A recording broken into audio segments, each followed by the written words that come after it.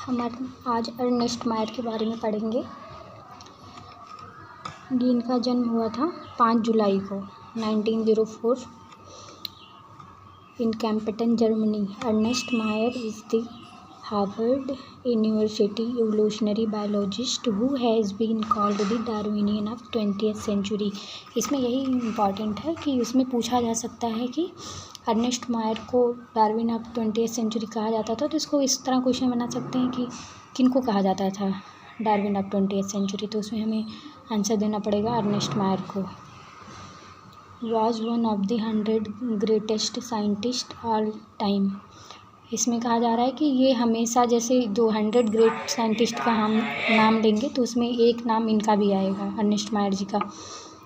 Mayor join Harvard faculty of art and science 1953 and retired in 1975। Mayr ने Harvard university faculty of arts and science से 1953 में join किया था और इनकी रिटायर हो गई थी 1975 में। Assuming the title Alexander Agassiz professor of zoology and emeritus. ये एक टाइटल इनको ये मिला था, ये इतना इम्पोर्टेंट नहीं है, बस ऐसे रखो थोड़ा दिमाग में। Through out his nearly 18-year career, his research spanned ornithology, taxonomy, geography, evolution, systematics, and the history of the physiology and of biology. ये इनका जो रिसर्च फील्ड था, ये इतने फील्ड थे। ऑर्निथोलॉजी था, taxonomy, zoogeography, evolution, systematics and history and the philosophy of biology. इतने field थे जिसमें इनका वो था, रिसर्च था। He almost single handedly made the origin of species diversity the central question of the evolutionary biology that it is today. He also pioneered the currently accepted definition of the biological species. जो आज biological species की जो currently accepted definition है, उसको Ernest मायर ने ही दिया था। Mayr was awarded by 3 prize widely regarded these. जिनको मेयर को 3 प्राइज़ मिला था, जिनको हम ट्रिपल क्राउन ऑफ बायोलॉजी कहते हैं। पहला था बाल्जन प्राइज़ 1983 में मिला था। दूसरा था इंटरनेशनल प्राइज ऑफ बायोलॉजी, जिसे 1994 में मिला था। और तीसरा था क्राफोर्ड प्राइज़, जिसको 1999 में मिला था। यही 3 प्राइज़ मेयर को मिले थे, इसकी वजह से इनको ट्रिपल क्राउन ऑफ बायोलॉजी भी बोलते हैं। ये याद कर लेना। पहला बाल्जन प्राइज़ था। देखो जैसे सीक्वेंस भी, नाम सीक्वेंस जैसे जैसे मिला था, जैसे ये सबसे पहले मिला था, ये उसके बाद मिला था, ये 1999 सबसे लास्ट में मिला था। तो इंटरनेशनल, जैसे बाल्जन बी से स्टार्ट होता है, सी, बी के बाद सी आता है ना, तो ऐसे याद करने की एक जस्ट मैं ट्रिक बता रही हूँ। जैसे मुझे याद है, पहले बाल्जन आया था, लास्ट में सी आया था, और इंटरनेशनल दोनों के बीच में आया था। इंटरनेशनल इंटरमीडिएट ऐसे बीच में नहीं होता है, तो मतलब बाल्जन और क्राफोर्ड के बीच में इंटरनेशनल प्राइज़ था। ईयर याद कर लो, 83 में इसका था, 94 में इसका था, 99 में इसका था। और कह रहा है कि इनकी जो डेथ हुई थी 100 ईयर के बाद हो गई थी 2004 में। अब हम चैप्टर स्टार्ट करते हैं। What is the living. How wondered is the living world, the wide range of the living type, amazing and extraordinary habit in which finding the living organism, be it cold mountain, deciduous forest, ocean, fresh water, lake, deserts, or hot spring, leave us speechless and beauty of Galapagos horses, of the migratory bird, the valleys of flower are attracting, shark evokes away and deep sense wonder, the ecological conflict and cooperation among the members of population and among population of the community, or even the molecular traffic inside the cell make the deeply reflect on what indeed is life. The question has to implicate the question within it. The first is technical one, the seek answer what is living opposed. इतना मैंने ऐसे ही पढ़ दिया, आप लोग भी सोचेंगे ऐसे ही रट्टा मार दी। क्योंकि यहाँ कुछ इंपॉर्टेंट पॉइंट था नहीं तो इसको इसलिए मैंने इसको एक्सप्लेन नहीं किया। यहाँ से थोड़ा इंपॉर्टेंट है, वैसे ज़्यादा इंपॉर्टेंट नहीं है, लेकिन यहाँ से समझो। The first is technical one and seek answer what is living is the oppose to the non living. कह रहा है कि पहला क्वेश्चन ये है कि क्या लिविंग है, क्या नॉन लिविंग है। सेकंड द फिलोसफिकल वन, दूसरा क्वेश्चन फिलोसफिकल है। And seek answer to what is the purpose of life, life का क्या पर्पज़ है। The scientist we shall not attempt answering the second question we try to reflect on what. कह रहा है scientist ने यहाँ second question का answer नहीं दिया है, लेकिन पहले क्वेश्चन का जो व्हाट इज़ लिविंग था उसका आंसर यहाँ दिया गया है। तो हम नीचे पढ़ेंगे what is living. I think visible.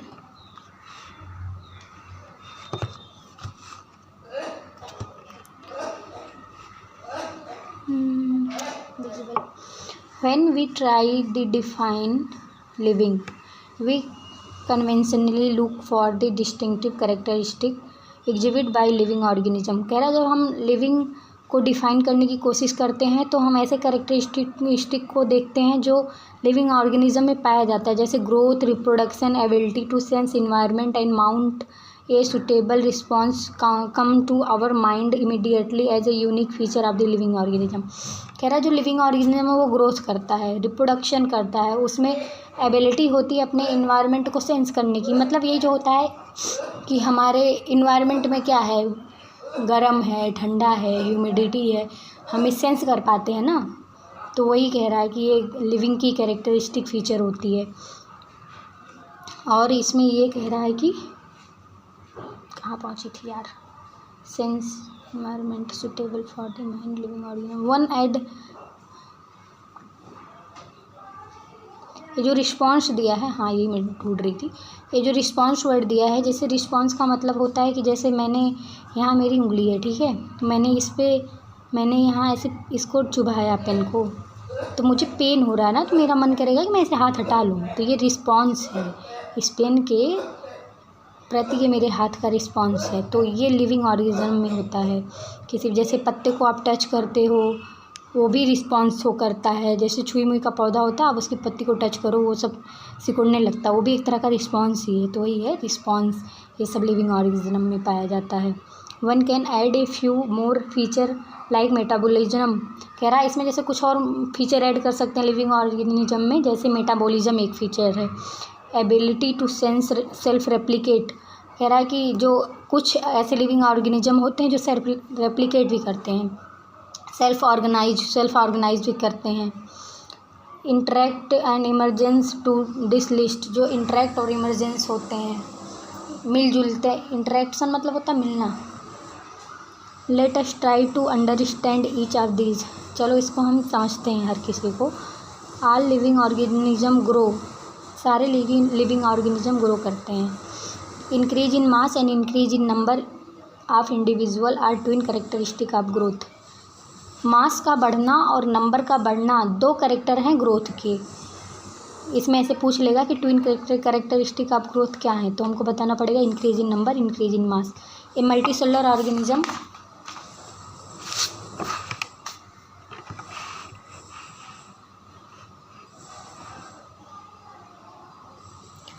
A multicellular organism grow by cell division in plant. This growth by cell division occur continuously throughout the life. Multicellular organism grow करता है सेल डिवीज़न के द्वारा। प्लांट में जो growth होता है वो पूरी लाइफ टाइम चलता है, लाइफ स्पैन पूरी लाइफ टाइम चलता है।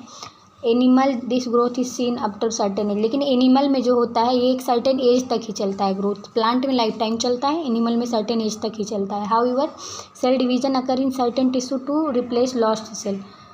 कह रहा है कुछ सेल में सेल डिवीज़न होता है लॉस्ट सेल को रिप्लेस करने के लिए। जैसे अभी हमारे हाथ में कट लग जाए, कहीं भी हमारे बॉडी में कट लग जाता है, कुछ दिन बाद वो वहाँ नई स्किन आ जाती है ना, तो वो स्किन ऐसे थोड़ी नहीं आ जाएगी। सेल डिवाइड करके स्किन बनाती है ना, तो डिवाइड करेगी तो सेल बनेगी, तो उससे स्किन बनेगा तो वो आ जाएगा। तो वही कह रहा है जो लॉस्ट सेल है उसको रिप्लेस कर दिया जाता है सेल डिवीज़न के द्वारा। One can easily observe this is in vitro culture by the simply counting the number of the cell under the microscope. One can easily observe हम आसानी से देख सकते हैं। इन विट्रो कल्चर आप सिंपली काउंट, जो लैब में culture वगैरह करते हैं हम उसमें सिंपल माइक्रोस्कोप से देख सकते हैं ना कि सेल डिवीज़न वगैरह को। अब इतने अच्छे अच्छे माइक्रोस्कोप आए हैं बहुत पहले, 1990 में नहीं 1950s में आए थे ये माइक्रोस्कोप, तभी उसका पता लग गया था सेल डिवीज़न वगैरह का। तो अभी तो काफ़ी एडवांस एरा चल रहा है। तो वही कह रहा है कि हम सेल डिवीज़न वगैरह को इन विट्रो मतलब लैब के अंदर जो होता है, इन विवो मतलब होता है जो बॉडी के अंदर हो, इन विट्रो मतलब जो बॉडी से बाहर हो, वो तो वही माइक्रोस्कोप वगैरह से देख सकते हैं हम लैब वगैरह में सेल डिवीज़न को।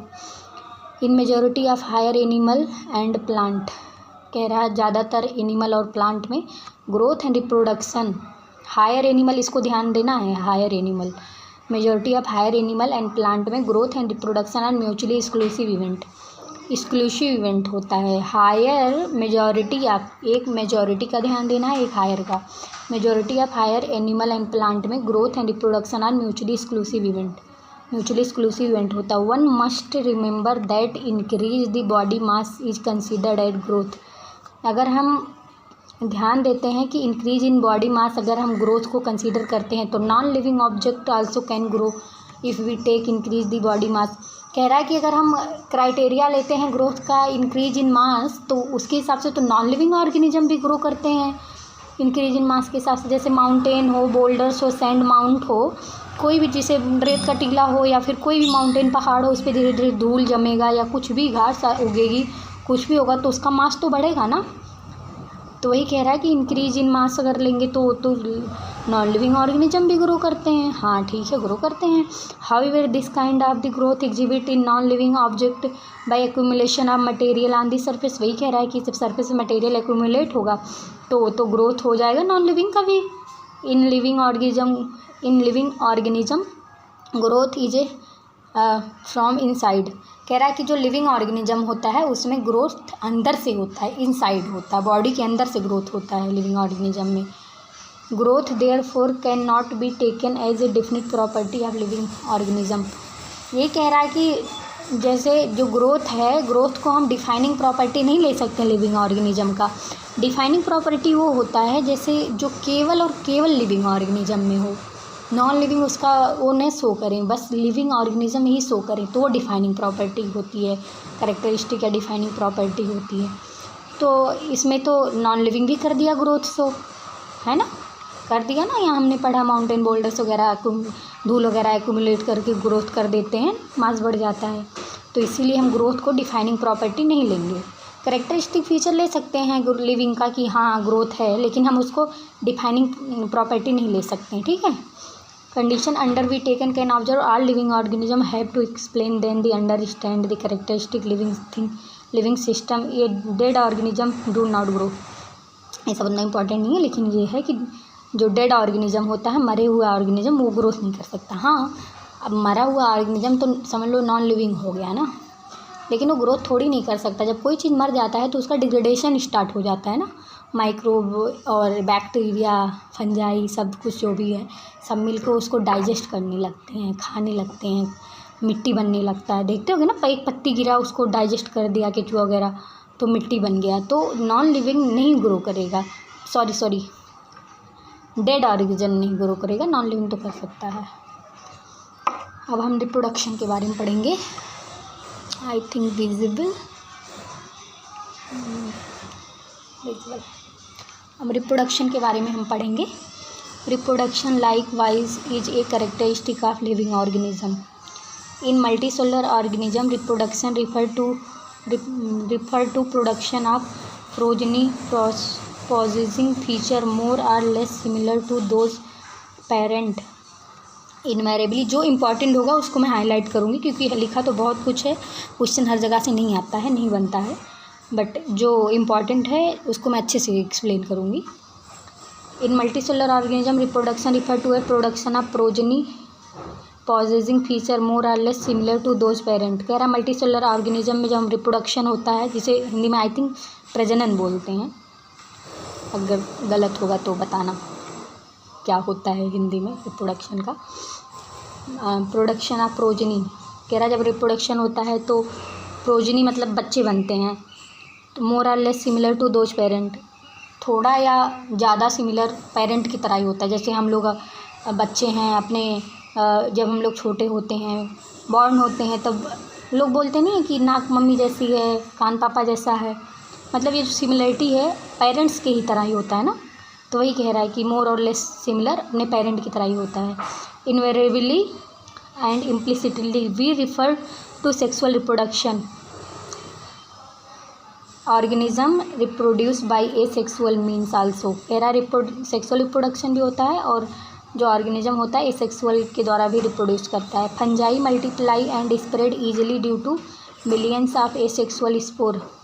कह रहा फंजाई जो मल्टीप्लाई करता है और स्प्रेड करता है, बहुत स्प्रेड मतलब फैलता है बहुत तेज़ी से, due to millions of asexual spore, वो बहुत ढेर सारे मिलियंस ऑफ एसेक्सुअल स्पोर बनाता है। It lower organism like yeast and hydra we observe budding. Lower organism में जैसे ईस्ट और हाइड्रा आते हैं उसमें हम बडिंग देखते हैं। बडिंग मतलब जैसे कैसे बताऊँ, जैसे आलू होता है, आलू में भी वो निकल आता है ना अंकुरित, उसको हम आलू की भी बडिंग बोलते हैं, आई उसमें बोलते हैं। ऐसे ही ईस्ट और हाइड्रा में ना जो छोटे छोटे उनकी बड निकलती हैं उसको बडिंग बोलते हैं। अब कह रहा है प्लेनेरिया फ्लैट वर्म। प्लेनेरिया जो होता है उससे फ्लैट वर्म भी कहते हैं। We observe true regeneration. Planaria में हमें ट्रू रीजनरेशन देखने को मिलता है। इंपॉर्टेंट ही वाला पॉइंट, प्लेनेरिया में ट्रू रीजनरेशन देखने को मिलता है। That is a fragmented organism regenerate the lost part of the body become new organism. जैसे इसका ट्रू रीजनरेशन का मतलब ये होता है कि जैसे एक प्लेनेरिया है, अगर एक प्लेनेरिया को हम 10 टुकड़ों में काट देंगे तो हर नए जो 10 टुकड़े हैं ना उससे 10 प्लेनेरिया बन जाएगा। हर टुकड़े में इतनी क्षमता होती है वो कंप्लीट बॉडी डेवलप कर ले, तो उसी को ट्रू रीजनरेशन बोलते हैं। यहाँ आगे हो सके लिखा है a fragmented organism regenerate the lost part its body and become new organism. देखो कह रहा है कि जो फ्रेगमेंटेड ऑर्गेनिज्म है वो लॉस्ट पार्ट जो बॉडी का जो हम काट दिए हैं वो भी वो डेवलप कर लेगा, नया ऑर्गेनिज्म बना लेगा। वही होता है ट्रू रीजनरेशन की किसी भी पार्ट से, बॉडी के किसी भी पार्ट से। मैंने बताया ना 10 टुकड़े कर दिए प्लेनेरिया के तो 10 प्लेनेरिया नए बन जाएंगे। 20 करोगे 20, 100 कर दोगे तो 100 बन जाएंगे। ये ट्रू रीजनरेशन होता है। एक रीजनरेशन होता है जैसे हम लोग के लीवर में भी पाया जाता है रीजनरेशन की। अगर कोई प्रॉब्लम हो गया लीवर के किसी पार्ट में तो हम थोड़ा सा काट के निकाल देते हैं जिस पार्ट में प्रॉब्लम होती है, तो रीजनरेट करके फिर से सही हो जाता है। तो रीजनरेशन है। ट्रू रीजनरेशन ये होता है कि जितने पार्ट हैं उतने पार्ट से नया ऑर्गेनिज्म बन जाए। रीजनरेशन डिफरेंट है और ट्रू रीजनरेशन डिफरेंट है। ठीक है। The fungi filamentous algae and protonema of moss all easily multiply by fragmentation. कह रहा जो फंजाई है, फिलामेंटस एल्गी है और प्रोटोनीमा ऑफ मास, ये सब आगे पढ़ोगे। फंजाई के बारे में भी आगे पढ़ोगे बायोलॉजिकल क्लासिफिकेशन में। फिलामेंटस एल्गी के बारे में भी आगे पढ़ोगे, इसको पढ़ोगे प्लांट किंगडम में। प्रोटोनीमा ऑफ मास को भी पढ़ोगे प्लांट किंगडम में, 3rd चैप्टर है इसका। All easily multiply by fragmentation. Fungi, filamentous algae, protonema of mass fragmentation के द्वारा मल्टीप्लाई करते हैं। When it come to unicellular organism like bacteria,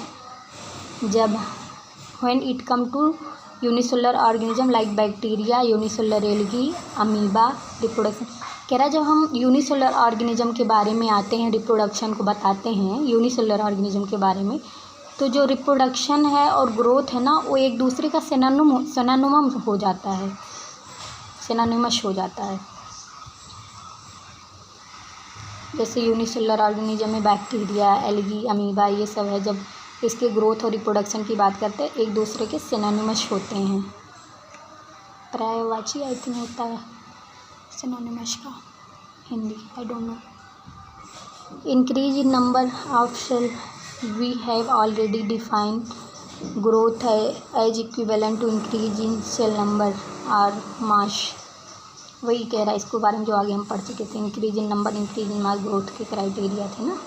hence we notice that the celled organism. We are not very clear about the use of those two terms. We are not very clear कह रहा है कि जो single celled organism होते हैं वो बहुत clear नहीं होते हैं इन दो टर्म के लिए, ग्रोथ और रिप्रोडक्शन के लिए। तो इसीलिए तो कह रहा है ज़्यादा क्लियरिटी नहीं होती है। जैसे मल्टीप्लाई किए, ठीक है, एक ऑर्गेनिज्म था, मान लो एक फंजाई है, ठीक है, एक फंजाई है, यहाँ पता नहीं दिख रहा होगा कि नहीं, नोट्स में दिखा है आई थिंक। जैसे ये फंजाई है, ठीक है, ये फंजाई है, ये इसमें फ्रेगमेंटेशन हुआ, ठीक है, इससे दो फ्रेगमेंटेशन मतलब टूटना होता है, दो फंजाई बन गए, एक फंजाई बन गया, एक फंजाई बन गया, ठीक है। अब इसको हम ग्रोथ भी कह सकते हैं और रिप्रोडक्शन भी कह सकते हैं। एक से दो बना, एक ऑर्गेनिज्म से दो नए ऑर्गेनिज्म बन गए, तो रिप्रोडक्शन भी हो गया और ग्रोथ भी हो गया, क्योंकि हमने आगे पढ़ा था इंक्रीज इन नंबर भी वो ग्रोथ की क्राइटेरिया है। तो एक से दो बन गया तो ये भी तो ग्रोथ हो गया ना। तो वही कह रहा है कि जो यूनिसेलुलर ऑर्गेनिज्म होता है उसमें ग्रोथ और रिप्रोडक्शन वो बहुत ज़्यादा क्लियर नहीं होता है। Future there are many organism which do not reproduce, कह रहा है कि कुछ ऑर्गेनिज्म ऐसे हुए हैं जो रिप्रोड्यूस नहीं करते हैं। उसका एग्जांपल है mule, sterile worker bee and infertile human couple. कह रहा है कि कुछ ऐसे ऑर्गेनिज्म हैं जो रिप्रोड्यूस नहीं करते हैं। उसका म्यूल है, स्टेराइल वर्कर बी है और इनफर्टाइल ह्यूमन कपल, ये तीनों एग्जाम्पल याद करना है। ये ऑर्गेनिज्म रिप्रोड्यूस नहीं करते। एक म्यूल होता है, एक स्टेराइल वर्कर बी होती है। जैसे वर्कर बी में मधुमक्खी जो होती है, दो होती है ना, एक रानी होती है, एक वर्कर होती है। जो रानी होती है वही रिप्रोडक्शन करती है, बाकी जो वर्कर होती हैं वो नहीं, वो रिप्रोडक्शन करती हैं। तो वही इनफर्टाइल वो स्टेराइल होती हैं। म्यूल, स्टेराइल वर्कर भी, इनफर्टाइल ह्यूमन कपल, ये तीन रिप्रोडक्शन नहीं करते। Hence reproduction also can not be all inclusive defining characteristic of living organism. कह रहा है इसीलिए हम रिप्रोडक्शन को भी हम इंक्लूसिव कैरेक्टरिस्टिक नहीं कह सकते, डिफाइनिंग कैरेक्टरिस्टिक नहीं कर सकते लिविंग। जैसे ग्रोथ को भी हम डिफाइनिंग नहीं कह पाए थे ना, क्योंकि नॉन लिविंग कर रहा था। इसमें हम इसको इसलिए नहीं डिफाइनिंग कर पाते हैं क्योंकि डिफाइनिंग का मतलब मैंने बताया था ना, ये होता है जो ऑल लिविंग ऑर्गेनिज्म कर पाए ना। अब रिप्रोडक्शन भी तो 3 लिविंग ऑर्गेनिज्म तो हमारे सामने दिया है जो नहीं कर पाते हैं, एग्जाम्पल में दिया है म्यूल, स्टेराइल वर्कर भी, इनफर्टाइल ह्यूमन कपल। तो ये भी डिफाइनिंग नहीं होगा, ये भी डिफाइनिंग कैरेक्टरिस्टिक नहीं हुआ, रिप्रोडक्शन भी। Another characteristic of life, 1 minute. Another characteristic of life is metabolism. All living organisms are made of chemicals. These chemicals, small and big, belonging to various classes, size, function, etc., are constantly being made and changed into some other biomolecules. These conversions are chemical reaction or metabolic reaction. These are thousands of metabolic reaction occurring simultaneously inside the living organism. देखो इधर मैं इतना पूरा explain नहीं की, देखती हूँ कुछ इंपॉर्टेंट है तो एक्सप्लेन कर देती हूँ। Living organism are made up of chemical. कह रहा सारे लिविंग ऑर्गेनिज्म जो होते हैं केमिकल से मिलकर बने होते हैं। These chemical small big belonging, ये छोटे छोटे और बड़े मॉलिक्यूल भी हो सकते हैं। Belonging to various classes, size, function, अलग अलग क्लास से भी बिलोंग करते हैं सारे केमिकल्स। अलग अलग इनके फंक्शन होते हैं हर केमिकल के। We constantly being made and change into some other biomolecule, जो कॉन्स्टेंटली बनते रहते हैं और चेंज होते रहते हैं दूसरे बायोमॉलिक्यूल में। This conversion are chemical reaction are metabolic reaction. कह रहा है इसी कन्वर्जन को हम केमिकल रिएक्शन या मेटाबॉलिक रिएक्शन कहते हैं। There are thousand of metabolic reaction occurring simultaneously inside all living organism. कह रहा जो थाउजेंड ऑफ सैकड़ों रिएक्शन ऐसे हैं, मेटाबॉलिक रिएक्शन ऐसे हैं जो लिविंग ऑर्गेनिज्म के अंदर चलते रहते हैं।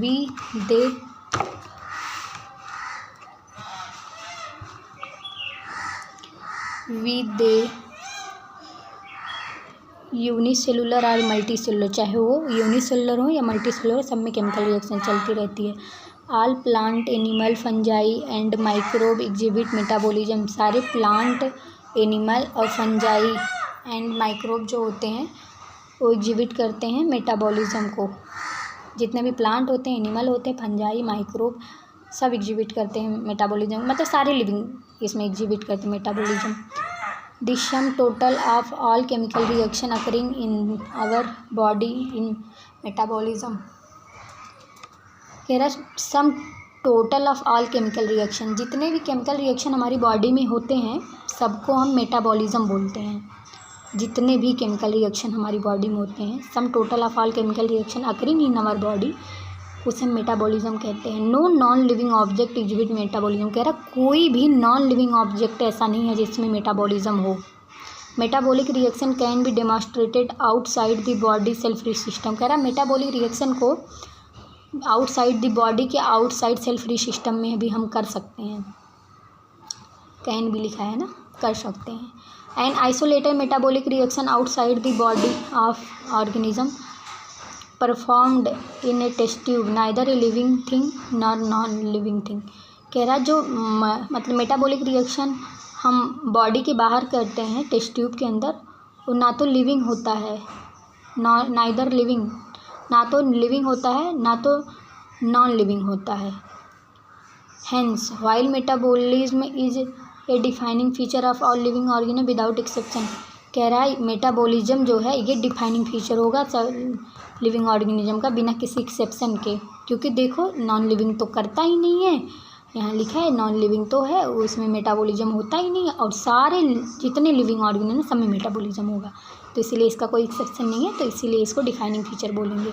Isolated metabolic reaction in vitro are not living things but surely living reaction.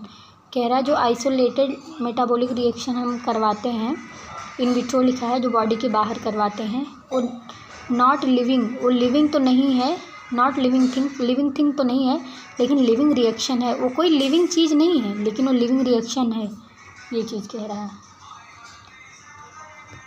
I hope इतना समझ में आया होगा। नेक्स्ट अलग वीडियो बनाऊंगी, फिर उसमें सब इधर आसपास बहुत नॉइस है ना, इसीलिए।